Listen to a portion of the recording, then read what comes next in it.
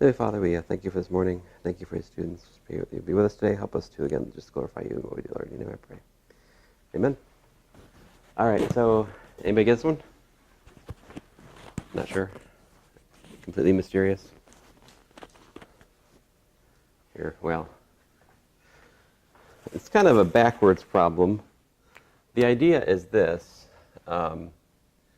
This should be the equation. The equation of it should be something like, the quadratic form of, let's say, x bar, y bar. Oh, it's ambiguous. Curses. Well, let's suppose this was 2, and suppose this was 1. Should have given that to you, right? So 2x bar squared plus y bar squared equals to 1 would be the equation of this ellipse in the rotated coordinate system, right? And so, of course, that is, so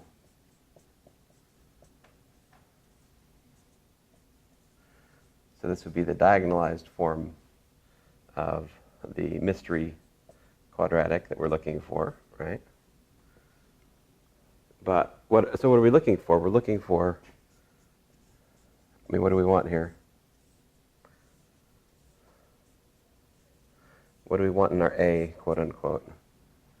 We want a real symmetric matrix with eigenvalues 2 and 1 and eigenvectors correspondingly u1 and u2. I showed you last class how to build such a thing, right? So, like build a bear? No, thank you. I'll build a matrix. Too early? All right, no. My wife recently built a dog, which I think is fine. Prefer stuffed dogs as opposed to, ones with flesh and blood. Yes? Built a dog. Well, she went to the Amazon and selected the dog of my son's choosing. And then we went to Walmart and we spent $6 on a engraved name tag. And then another additional $3 on a small but appropriately cute collar. So I feel like we're approaching the cost of a Build-A-Bear, but not exactly there yet. It's the same kind of idea, except we didn't stuff the dog. Right, so we're over that. But our dog will stand. It's a little doggy, a little black doggy. If that keeps my son from asking to get a real dog for a while, it's good. It's good. I have the very convenient excuse of having another child who's allergic to dogs, which is very convenient for me. I'm very happy about that. I'm sorry, I'm a horrible parent. Let's see here. U1 transpose plus U2 transpose. That's the matrix we're looking for. That has eigenvalues 2 and 1 with the respective eigenvectors U1 and U2 by the calculation we went through last class. You can check it, right? You can easily verify that this has AU1 is 2U1, and this has AU2 equals to, U2. And more than that, since I actually gave you the vectors, we can actually build the silly A. What does A equal to? Twice, so we got 1 over 5, 2, 1, 2, 1, plus 1 over 5, minus 1, 2, minus 1, 2. So A is equal to 2/5 times 4, 2, 2, 1, plus 1/5 times 1 minus 2 minus 2, 4. And so, if they let me put the answer up here, A equal to, now I'm going to have to do some actual, I'll keep the 5th out front, at least one fraction instead of 4, right? So we got 8 plus 1, which is otherwise known as 9, for the first, the 1, 1. And we got 4 minus 2, otherwise known as 2. We've got 10 minus 10. Ooh, I like that one. 0. Really? No, not really, because this is 2 times 2, which is 4. 4 minus 2 is not... I said 0. I wrote down 10. This is not good. This is not good. Watch me, you guys. So 4 minus 2, yeah, okay. And then 2 plus 4 is 6, yeah, all right. Okay, so altogether, we find that, q of xy, if we write this q in terms of the standard Cartesian coordinates, using the theorem that I derived last class, really, right? Namely that the eigenbasis for the quadratic form diagonalizes the formula, right? Or diagonalizes the matrix, which means it puts the formula in this form, right? And anyway, so what we got is we got 1/5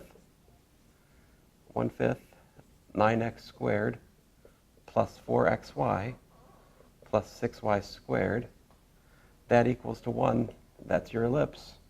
Or you could say 9x squared plus 4xy plus 6y squared equals to 5. There you go. That's the equation. The solution set of this is that guy. Yep. How do you notice that it equals to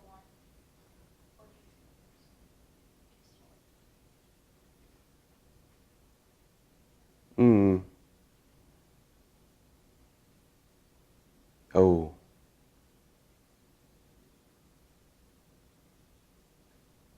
Curses. You have a good point.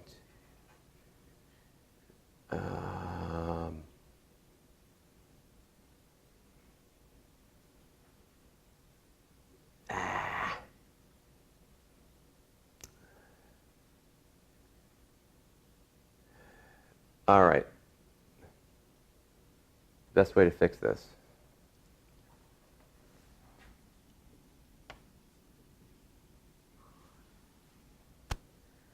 So, oh, still wrong.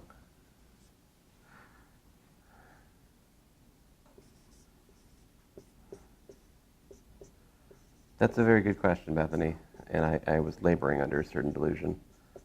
So this right here is the standard equation for an ellipse in the barred coordinates, x squared over a squared plus y squared over b squared equals to 1. That's how I should have started. Otherwise, I'd have to think much harder about how my picture related to a formula, but I really should do that. So to make 2 go to the denominator, I change it to a 1 over square root of 2 squared, which is what I need a good point. So now, this has that equation, yeah. You're right. So it's so actually, when I think about the ellipse equation, I guess if I do it like this, I mean, you have a few different choices, right? If you do it like this, if you want to think about that as like an Eigen coordinate formula, then apparently lambda 1 is 1 over a squared, and lambda 2 is 1 over b squared. Yeah. Have I still done something? Well, in that one it's Curses. 2, and in that one it's like 1/2, I guess. So is that... Oh, did I still do that? Thank you. All right. I think I finally got it out of my system. I really do mean 1 over square root of 2 up here.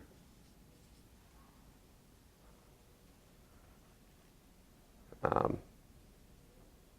think.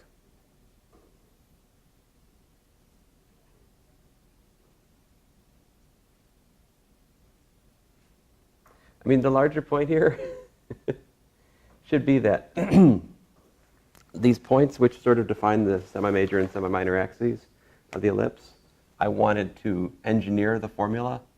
So this is where x bar is equal to 1 and y bar is equal to 0. And I want this point up here to be x bar equal to 0 and y bar equal to 1. I mean, that's how I'm checking my formulas, whether they're legitimate. I'm sorry. I have muddled an otherwise good example with some silly arithmetic issues. I'm sorry about that. Anyway, did you see the idea? This is a new problem. I just thought of it this morning. Right? This is not one I asked you in the homework. Not an example I've ever given in class before. but it's just the same material from a different angle, right? How about this one? This is a problem I have asked. So can you guys tell me what the matrix is for this one? Fill in the blank for me. That would be the starting point, right? 0, 1. Okay, next move, calculate the characteristic polynomial for A, right? So what's the determinant of A minus lambda I? So that's the determinant of minus lambda, 1 minus lambda, otherwise known as lambda squared minus 1, right? And so that, I hope we can factor. Lambda plus 1, lambda minus 1. All right, so what is our eigenvalues? Lambda 1 equals to minus 1. Lambda 2 equals to 1. And now we can find eigenvectors for that, right? So let's see here. Thinking about lambda 1 equals to minus 1, we should look at A plus the identity matrix, right? What's A plus the identity matrix here? Well, that's un, right? Which is row equivalent to what? I mean, do you even really need to write this? Maybe you don't. I mean, come on, guys. I mean, do I need to do any additional writing after I write that? I hope not. I hope once I write down 1, 1, 1, 1, you can immediately tell me what's in the null space. What's the basis for the null space of 1, 1, 1, 1? Making sure I got 4 ones. Minus 1, 1? No, it was 1 minus 1. Come on. Sorry, I'm an idiot. Yes, minus 1, 1 will do. If you want a orthonormal basis, you got 2 choices, right? Plus or minus 1 over root 2 times 1 minus 1. Now, so this eigenspace, we should find a basis for the minus 1 eigenspace. And we could say that this is the span of what? Oh, good gracious, no. Look at this. I would so take off half the credit on this question if you wrote that. Oh, my goodness. Oh. Yowzers. I'm glad I'm not taking a test today. All right, span. And how about we do 1 over root 2 times, I don't know. Oh, I guess it's not. There's really no choice here, but I tend towards 1 minus 1. I know, whatever. We'll stick with that one. We'll stick with that one. Why not? Minus 1, 1. All right. There you go. Orthonormalize. You don't have to do that. I'm just saying you could do that. So I'm gonna call this thing. I'm gonna call this thing U1 here in a bit. All right. And how about the other eigenspace? Lambda 2 equal to 1. Then we're supposed to look at A minus I, which is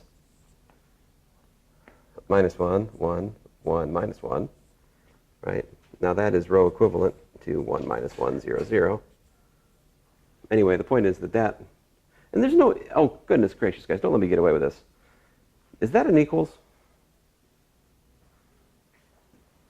So part of the reason I do daily quizzes in Calculus 3 is to expose the class to a wide array of student errors. It's been very successful. I've produced a wide and disparate set of student errors. So it's my job in here to make those for you. So here's a pretty typical error that I see on work in here. Putting the equals in a place like this is just total nonsense. Matrix, infinite set of vectors, not even the same kind of object. This is definitely not an equality. What is this? This is an implication, right? So again, once I see that A minus I is row equivalent to that, we got the span. And the question is this, and this is true, right? But this is also useless. The point is that this is the eigen, lambda equals minus 1, lambda 1 eigenspace. And for this, I can do, how about 1 over the square root of 2.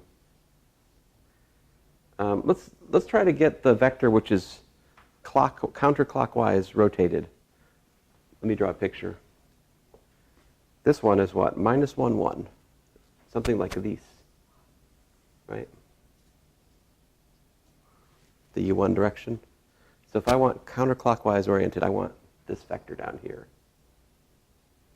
Right? So what I want to put here for best geometry, since we like to work with coordinate systems where the second coordinate in a two-dimensional system is counterclockwise related to the first one, it's just good math to make it -1 over root 2, which would put U2 like down here.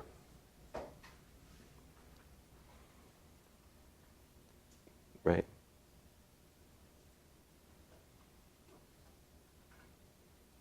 The other way you could have set up the coordinate system, if instead of listening to Bethany, I had, instead of putting -1, 1 there, I'd put 1 -1. That would have made this my minus U1, right? And then I would have ended up with this over here as my minus U2. That's the other sort of natural Eigen coordinate system to set up here. Right? Anyway, we made our choices, so let's stick with them. So this is the x bar axis, this is the y bar axis. And what's my formula? So x bar U1 plus y bar U2 equals to what?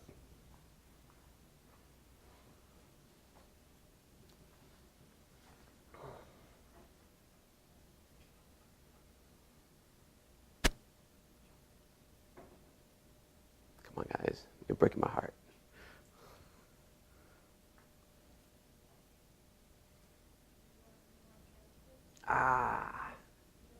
Hurting me with this. I'm writing the point in terms of a basis expansion with respect to the eigenbasis. So what this is, I mean, if you were going to be abusing notation, you might even call this x bar, y bar. I try not to do that because I think that leads to confusion. But I mean, it's the formula in terms of x bar, y bar. What is the significance of x bar and y bar here? They're the coordinates with respect to the eigenbasis. What happens in the eigenbasis for the quadratic form?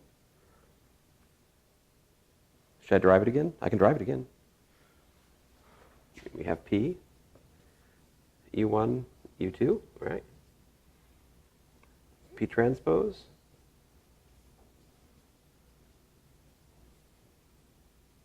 And we can prove that that's a P inverse, right? So when we take Q of xy, which is, by the way, Q of x bar U1 plus y bar U2, because, you know,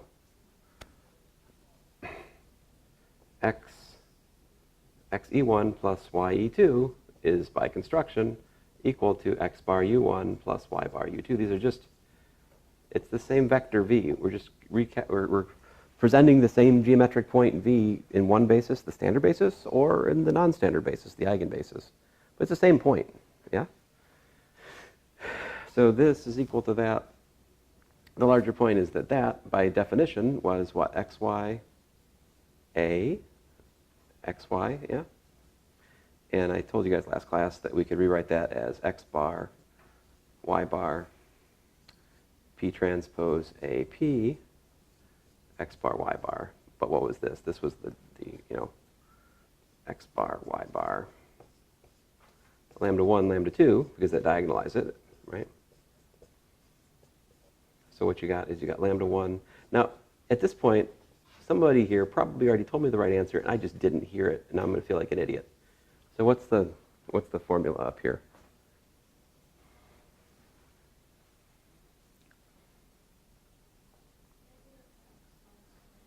Uh-huh. Right.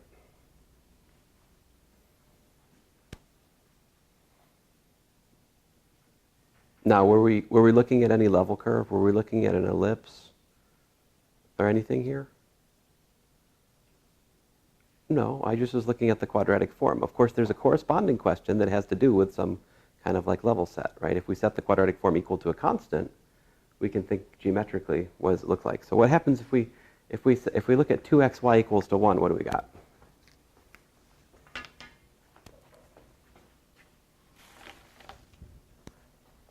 For example. We don't need these anymore, right?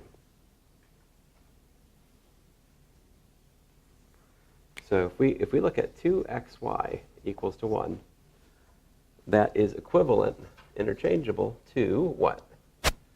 Minus x bar squared plus y bar squared equals to 1.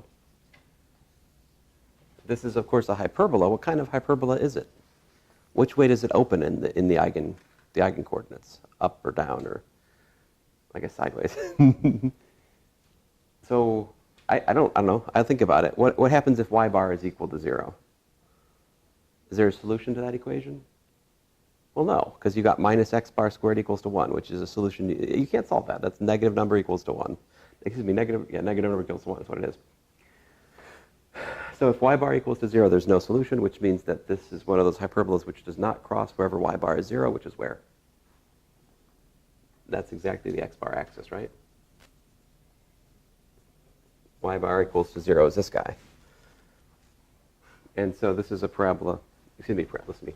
This is a hyperbola which opens like this.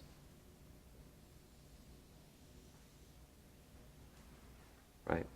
And the axis of symmetry for the hyperbola is the y bar axis.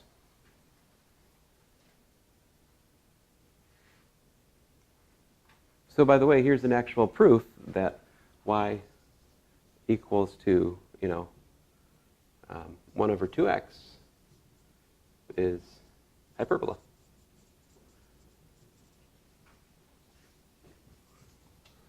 We've derived it using changing to eigen coordinates, right? You can see that it's pretty. What would happen if you get rid of the 2? Because I mentioned that the reciprocal function is a hyperbola, right? How would that be different if we got rid of that 2 in the Q?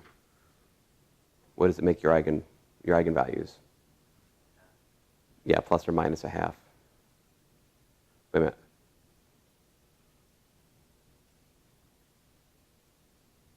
Yes. Yeah. Sorry, I had to think. I was debating whether or not it's 1 over root 2, but anyway. Okay, enough of this. I just thought it would be healthy to see a couple of explicit, non-theoretical, numerical examples. There they are. You guys got questions for me? Uh-huh. Over there, do Uh-oh. you not actually have to solve like P transpose A, P? You don't actually have to find that ever? Well, we found it once. We've done it theoretically. We know what's going to happen. So we don't actually need to do that multiplication because we know how it goes. Okay. That's P inverse AP because P transpose is P inverse. Mm-hmm. So P inverse AP is what? It's coordinate change. The reason I know that, right, is that P inverse AP, it's equal to the matrix of L sub A in the beta coordinate system, where beta, right? So what is that? Well, that is LA of U1, beta coordinates, right? LA of U2, beta coordinates, right? Which is what? What happens when we do A times U1? What happens when we do A times U2? Well, A times U1 is, U1's an eigenvector with eigenvalue -1, right? So minus U1. Got to calculate the beta coordinates of minus U1. Got to calculate the beta coordinates of U2 because that's an eigenvector with eigenvalue 1. But in the basis beta, U1 comma U2, what's the coordinate vector of U1? Umbilicus, you will not have your way with me this semester. No. Stop that. I'm going to bring a big old roll of duct tape in here one day. And I'm just going to just put a whole roll of duct tape over this umbilicus. Just make like a see what they do.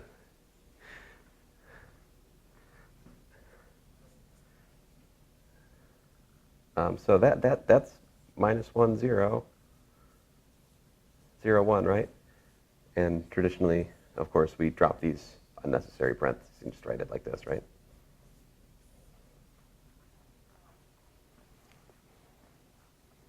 So that's not special to this example. right? Anytime I work with an eigenbasis and I look at P inverse AP, I'm going to diagonalize the matrix in question.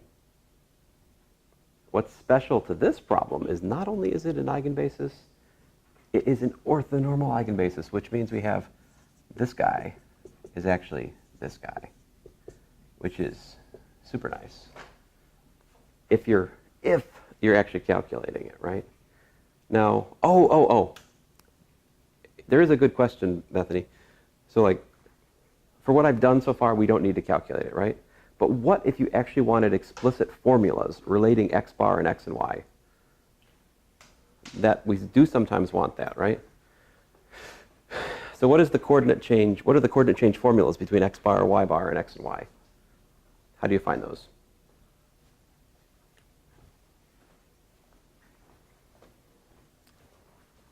I'll do it here.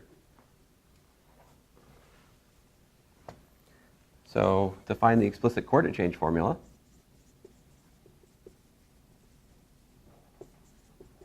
in other words, to take xy and to change it into x bar, y bar, right? How's it go? Well, we got x bar, y bar is equal to beta inverse xy by the usual rules, yeah?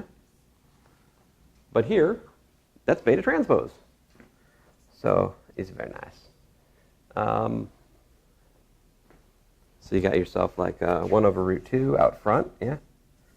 And so again, we can erase that inverse and write transpose there. So transpose it's got U1 transpose in the top row. So that makes this minus 1, 1. And then it's got U2, which is minus 1, minus 1 in our setup. Again, all Bethany's fault. I prefer to put 1 minus 1, but you know, I'm going to get over that sometime today. Anyway, so there you go. And then multiply. And you got it. Minus x plus y, minus 1, minus x minus y. So can I erase the diagonalization calculation now? We all good on that? So, I mean, this is actually I think you guys are going to really like what we're about to do. I hope you can understand that it's actually not necessary if you believe in the theory, but it's also rewarding to do what we're about to do. So we've just figured out that x bar, man, that's not what I want yet. I want to actually solve this for x and y. This is what's slightly counterintuitive, is that these are not the formulas I need to do the problem less elegantly. I actually need to solve these for x and y. How would you solve that for x and y? I would say the way to do that is to remember that xy is equal to beta x bar, y bar. Right? And so that 1 over root 2, minus 1, 1, minus 1, minus 1, x bar, y bar. All right, so fine. So what we got is that x is 1 over root 2 minus x bar plus y bar, and y is equal to 1 over root 2 minus x bar minus y bar.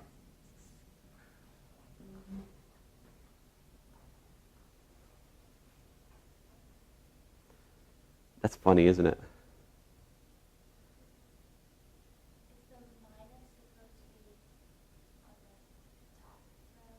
Yeah, I think I did that wrong. I mean, this is wrong. It shouldn't be exactly the same, because this is supposed to be transpose, and so you said I have neglected my not transposing. Let's see here. So this is, if I did this right, this was supposed to be U1, this is supposed to be U2. So U1 was what? Was minus 1, 1, right? And U2 was, so I'm supposed to, yeah, thank you. Like that, which gives me actually x bar minus y bar and x bar like that. Yeah. This is fun because then you can just do direct algebra to see what the formula happens. So what happens when we look at q of xy equal to 2xy? See what we can do? we can plug in the coordinate change formulas and see what happens. So this is 2, 1 over the square root of 2. What was x? Minus x bar minus y bar. And then we got 1 over the square root of 2 was y. Y is equal to x bar minus y bar. And what happens when we multiply this out? The root 2's and the 2's cancel out. You got yourself a minus x bar squared plus x bar y bar minus y bar x bar plus y bar squared. In other words, minus x bar squared plus y bar squared. Indeed. Which is, of course, what we derived by just applying the theory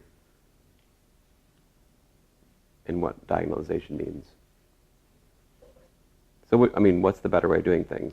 Depends on what you're after. If you really want to understand the nuts and bolts, I think what I just did is wise, right? I think everybody should do it this way when they're starting, at least once. But once you gain confidence in the method, the way I did it to start with is far more easy computationally, right? Especially when you get like a 4-dimensional example. Anyway. All right. So, questions? Yeah.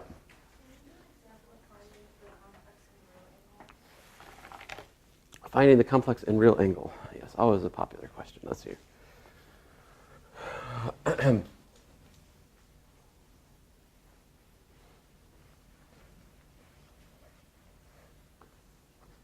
All right, so let's see here. You want a matrix example or you want a vector example? Vectors, all right. Both. You must choose. So let's suppose that V is 1 plus I, I2. Let's suppose that W is I. There we go. Let me make it a little bit more exciting. I plus 2 there. We should have a 3. We should have a 3 somewhere. 3. There you go. Things we're going to need to know. The length of V in W, right? What's the length of V? Well, the square of it anyway is, it's 1 plus I times 1 minus I, right? It's I times minus I. It's 2 times 2 conjugate, which is that. More to the point, the length squared of V, it's the sum of the squared moduli of the components, which is to say the length of V squared. It's the length of the first complex number is squared, which is square root of 2 squared, which is 2. And then plus 1, plus 4. So therefore, the length of V is the square root of 7. The length of W squared is equal to 1 plus 1 plus... What's the length of I plus 3 as a complex number? Fine, I'll just do it.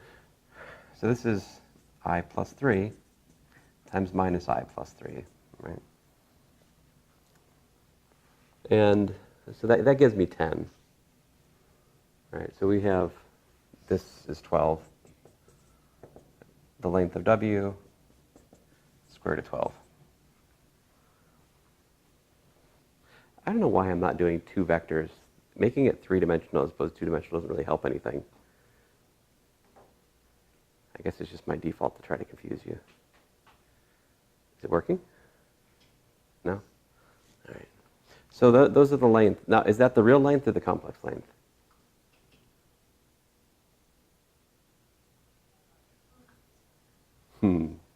It's both. You're right, but manifestly it's the complex length. How did we define the real inner product? So the real inner product was the real part of the complex inner product, right?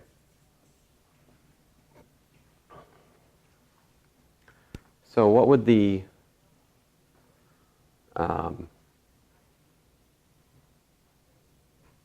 So here's the funny thing. If we calculate the complex, so this would be the length of v squared would be the inner product of v and v, right? This is a real number, right?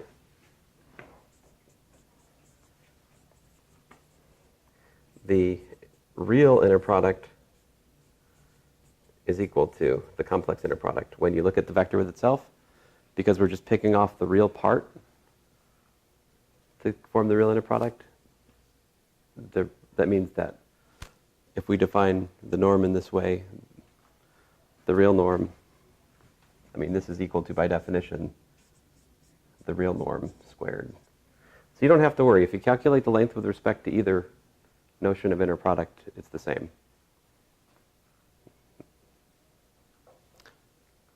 All right, great. Now, we'd like to calculate, you want me to calculate real angle versus complex angle, right, between these vectors?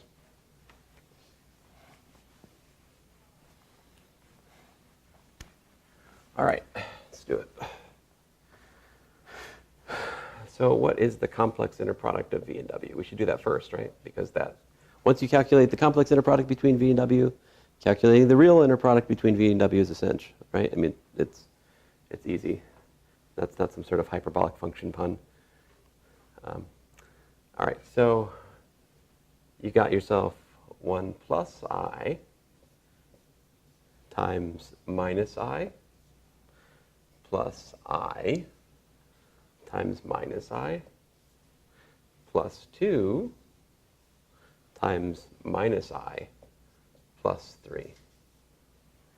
Right? What I just wrote here is nothing more than W conjugate transpose times V. In other words, I take the complex conjugate of the second one, right? And I multiply those by the first one and add them together. There it is. What does this work out to? We've got 1 minus I plus 1 plus 6 minus 2I, otherwise known as 8 minus 3I, yeah? So thus, the real inner product of v and w is what? 8. So I defined for you guys that the cosine of the complex angle, which again is a misnomer because it's actually real and taken between 0 and pi over 2, this is defined to be the modulus of the complex inner product, v and w, divided by the length of v times the length of w, assuming v and w are non-zero, of course, versus cosine of the real angle, theta, is equal to the real inner product of v and w divided by the length of v, length of w. Again, these are different angles. Hopefully in the homework you're learning that one has something to do with the complex vector space as a real vector space versus as a complex vector space, right? Like, well, anyway, I think these are both interesting angles here, but different. So like cosine theta tilde, what is the numerator here? What's the modulus? What's the modulus of 8 minus 3i? That's the square root of 64 plus 9, right? Which is square root of 73. So we got like square root of 73.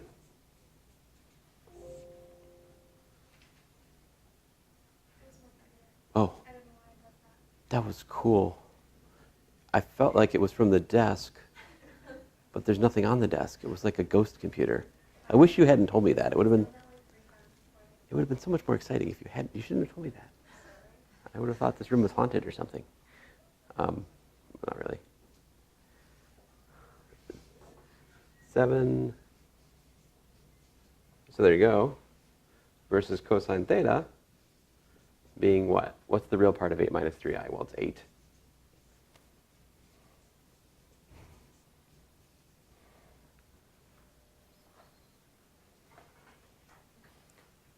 And I thought about it some. So like, what angle is significant in terms of linear independence and linear dependence? Actually, all angles are significant for two vectors. If the angle is 0 or pi, that indicates linear dependence, right? Because 0 or pi angle means that you're looking at v being this way, right? And w being the same way or the opposite way, right? So if you have this situation, theta equals to 0 or pi, that says to me that v and w are linearly dependent, right? But if you think about it, if this is v and w is anywhere else, right? Anywhere else, there's no earthly way you can write v as a linear multiple of w, right? You can't, if w and v are non-zero anyway. So if the angle is not 0 or pi, that's actually a smoking gun that you're looking at linearly independent vectors. If you calculate the complex angle, it means that they're linearly independent in the complex sense. If you calculate theta, they're linearly independent in the real sense. All right? And the picture I drew, of course, is in the real sense. I can't even really wrap my mind around. I mean,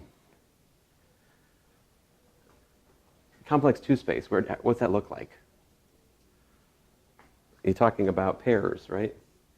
A plus IB, C plus ID. How do you picture that? I mean, I can pretend, but you know. And this is a heuristic, is what I'm trying to say, as it relates to this example of these three component complex vectors, which, by the way, is a 6-dimensional real vector space. All right, I hope that suffices. I'm tired of talking about this one.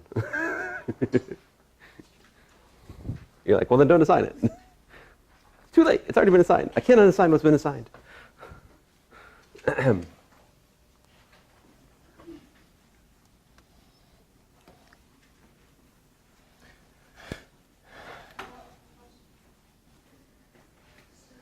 What? Oh, good. I was hoping you weren't saying I had a question about this. Then I would. No. So if I say find the explicit coordinate change formulas, I'm talking about this stuff right here. Right? I try to say the words like explicit, work out the formulas would be used. Something like that would need to appear. You know. Otherwise, well, anyway, you have a question? Yeah. Number 140. What's your question? Mine was about the Gram-Schmidt. Gram-Schmidt. All right. Mainly because I thought you gave us one definition in class, and it seems different from the one in the notes. Right. In the notes, what you might be finding is there's two ways to do Gram-Schmidt. The one way is to normalize as you go. So at each step, take what you found so far and make them all length 1. The other way is just to not do that. And at each step, keep a vector which is perpendicular to all the vectors up to that point. So if you do it that way, if you just find orthogonal as you go, then first of all, it complicates the formulas at each step. You notice that the formula you found in the notes has division by factors which are not present in what I did in class. The reason for that is what I did in class makes all those denominators go to 1. Because we're looking, like on my prime-prime vectors, they're all length 1. So the inner product of a prime-prime vector with itself is just 1. All of those in the denominator of the formula you found are 1. The one in the notes, though, at the end of it all, what I've produced is an orthogonal set. Then I still have to run normalization on that. And then I get orthonormal. But it's kind of like, you know, you got to go to Sam's Club and you got to go to Walmart. Which one do you go to first? As long as you go to both. At the end of the day, you went to the same stores. They're kind of independent processes, but not entirely because, you know, formula changes a little bit. If you go to Sam's before, maybe you're not going to think about buying some things at Walmart because you already bought them. But if you go to Walmart first, you might buy them at Walmart because you're worried you might not have them at Sam's. These are the kinds of things you have to think about. Anyway. I'm sorry, you guys like, we shop at Target. Bunch of liberals. All right. I'm an idiot. So problem 140? Did that answer your question? Yeah. Yeah. I mean, we can do an explicit Gram-Schmidt once I half answer Bethany's question, but, so what was your question? Problem 140. Well, it says show that A has the form cosine theta, sine theta, and then minus sine theta and cosine theta. And are This you one, is allowed- that? Yeah. So like if you put A, B, C, and D, just like random things for A, Uh-huh. and then have the A transpose A equals I and determine A equals 1, Yeah. you like end up with a bunch of equations, but Yeah. then you just like guess that cosine theta and sine theta work. You can prove that the things that are built in terms of your A, B, and C, and D satisfy the necessary equations to make them sines and cosines of an angle.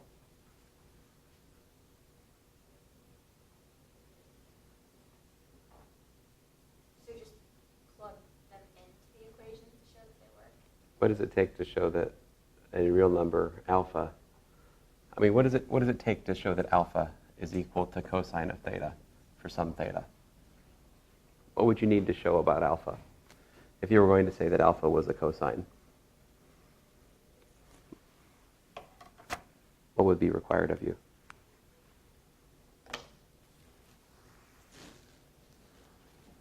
And let's say, in addition, you're going to say that beta is equal to sine of the same angle. What does it take to say that alpha and beta are sine and cosine of some angle?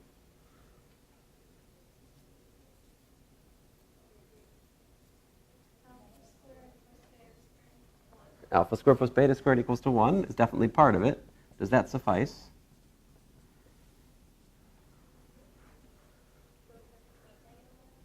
Yeah, I think that's also needed. So the absolute value of alpha better be less than 1. The absolute value of beta be less than or equal to 1. I think that might be enough.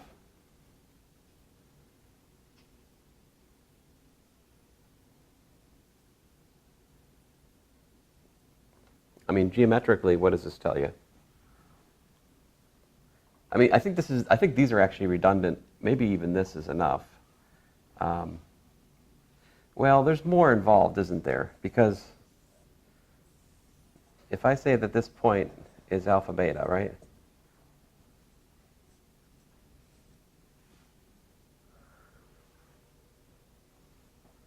There's a certain relation between alpha and beta as theta varies, right?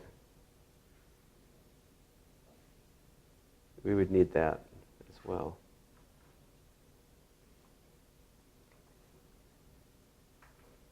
So this much I can say. I'm quite certain with what you've already done, you can see that cosine theta, sine theta is a possible solution to your system. The question is it the only solution? Right? And that's fussy. That might be the hardest thing in this homework, to actually prove that carefully.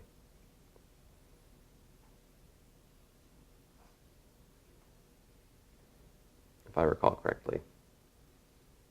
I mean, because you're right. I mean, you got to start with something like A, B, C, D, transpose A, B, C, D, right? Equals to this, right? And you've also got that the determinant of this is what?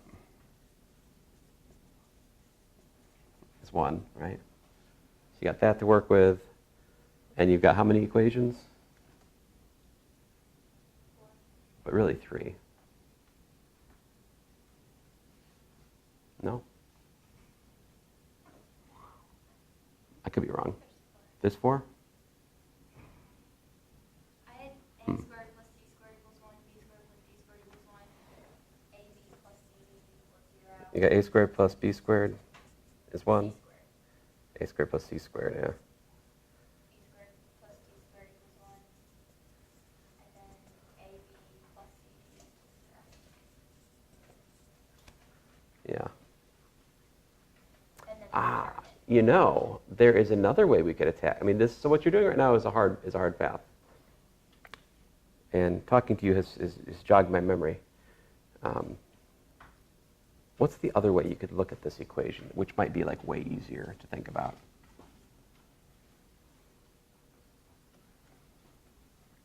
that would give you linear equations as opposed to these pesky quadratic equations that you're looking at.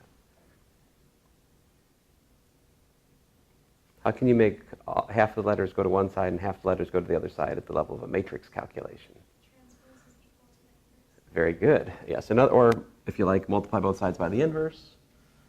We'd have A, B, C, D transpose equals to A, B, C, D, right? But, yeah, inverse rather. So multiply both sides by the inverse of the matrix. But we have a formula for the 2 by 2 inverse. Ooh, and nicer still. What did we just learn about the we're assuming that the determinant of that matrix is what? It's 1. So that 2 by 2 matrix inverse formula is even nicer. It just flips the diagonals and put minuses on the off. And that's going to give you a pretty nice, neat, and clean relation between your A, B, C, and D, which is going to put it into this kind of pattern, right? Then you just need to look at what that says, right?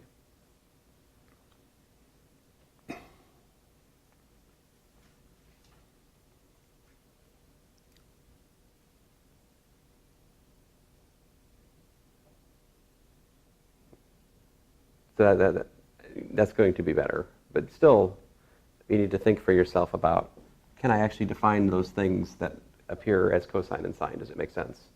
Do they satisfy the necessary algebraic condition to make them a sine and a cosine? I think that the sum of their squares being 1, I think that suffices to say something sine and cosine. Am I missing something?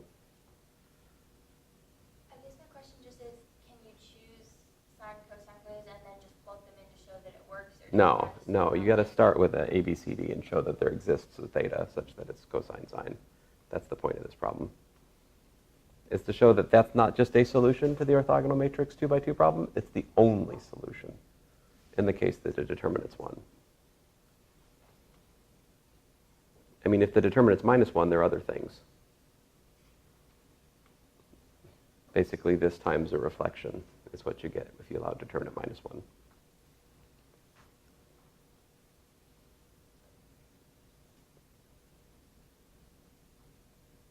Yeah?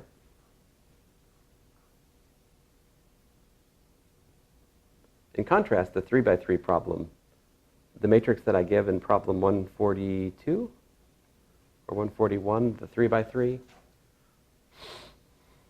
the 3 by 3 that in my current lingo looks like A, block, 1, this 3 by 3 matrix, that is not the only 3 by 3 rotation matrix. In fact, there are many other ways that it could look. But my hint indicates to you that you can always change coordinates so that the matrix of a given orthogonal transformation with determinant 1 looks like this. That's the larger idea of those two problems.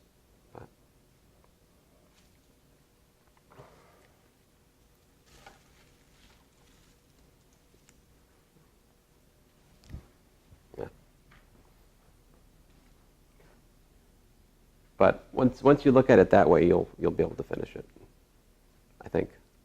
No? Don't feel like it? You do like A equals D, B equals minus C. Uh-huh. I think the part that's confusing me is how you're going from the letters to the sine and the cosine. Right. So you've got the pattern you just said. So what should you make cosine equal to?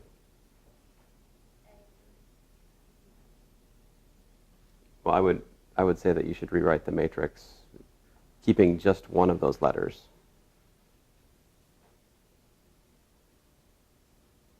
Maybe keep your A in your B.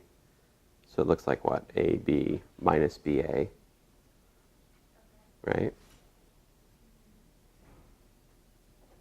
What would you make? So then what would you make cosine equal to? Mm-hmm. And what would you make sine equal to? Right? Do they satisfy the needed condition for them to be sine and cosine? What condition is needed for that? I mean, I can write down, I can do stuff like e to the x is cosine theta, tangent of y is sine theta, and so then I can prove that e to the x squared plus tangent squared theta is equal to cosine squared theta plus sine squared theta, which is 1. Wow, cool. Who knew that e to the x plus the tangent, y, I meant x. Who knew that, e to the x squared plus tangent of x squared was equal to 1? I just proved it. Woohoo! Right? This is, of course, absolute nonsense because there's no such theta. You cannot match e to the x to cosine theta, right? So you're telling me a equals to cosine theta, right? And you're telling me b equals to sine theta or something like that. You need to justify that that is legitimate. What does it take?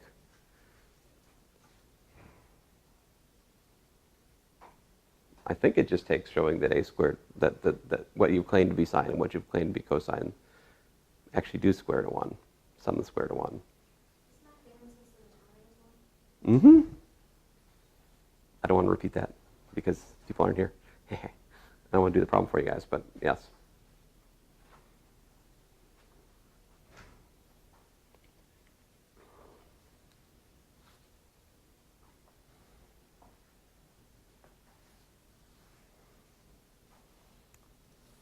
Other questions?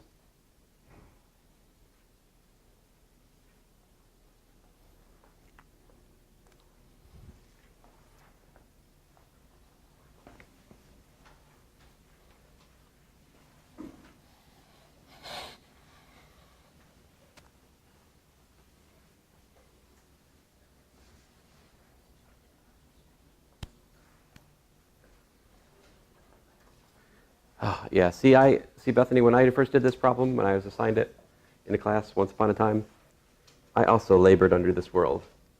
And I thought and I thought and I thought for hours and hours, and I finally found what I felt like was a solution.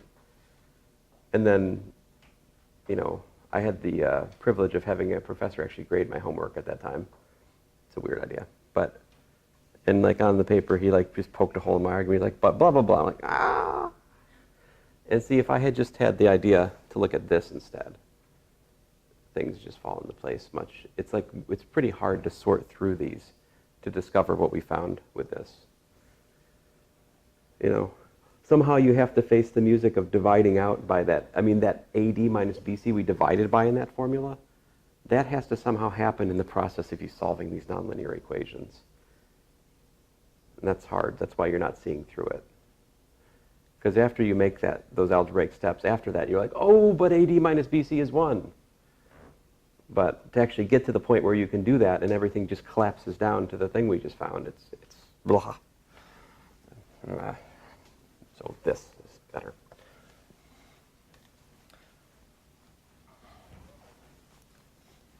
So for mission 5, 151 Very good. column passes double, but then you say column 149 doesn't exist.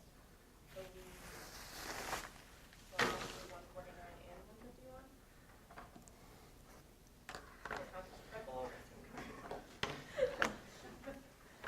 Wait a minute, are you saying I need to make up a new homework problem? No, 149 is there. I mean, this is exciting. I have another problem to make up? Hold on a second. Oh.